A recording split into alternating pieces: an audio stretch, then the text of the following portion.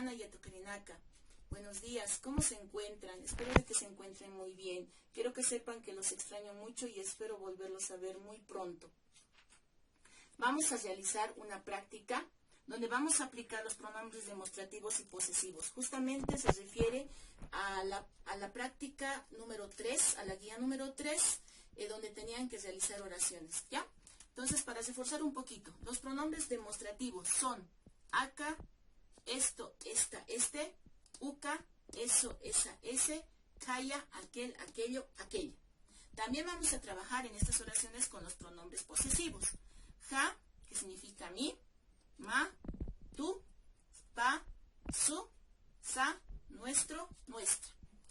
Haremos las oraciones. En su práctica ustedes ya tienen las imágenes juntamente con los significados. Para realizar mi oración voy a empezar con el primer pronombre demostrativo, acá, que significa esto, esta, este.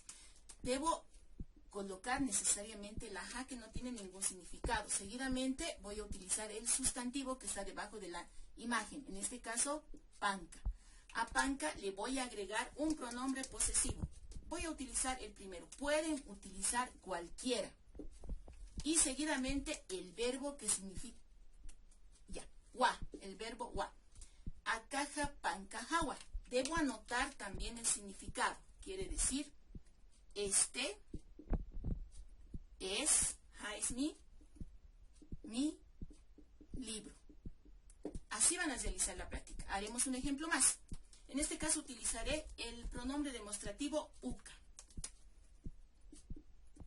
A uca le voy a agregar este sufijo ja, que no tiene ningún significado. Seguidamente el sustantivo, que el ca, ña.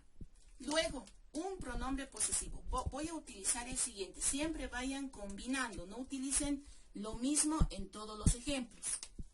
Y finalmente voy a concluir con el wa, que significa es. Ucaja que el cañamawa. Repitan siempre la pronunciación. Ucaja, eso, ¿no? En este caso, según el contexto, ese, es, más significa tú. Tu lápiz. De esa manera es como deben realizar la práctica que ustedes tienen.